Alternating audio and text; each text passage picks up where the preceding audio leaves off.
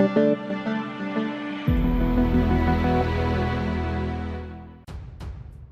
to hard reset Nokia 5.3. Step 1. In the first step, switch off Nokia 5.3 by using the power key. Step 2. Then press and keep volume down plus power key for a few seconds. Step 3. Here is the bootloader mode.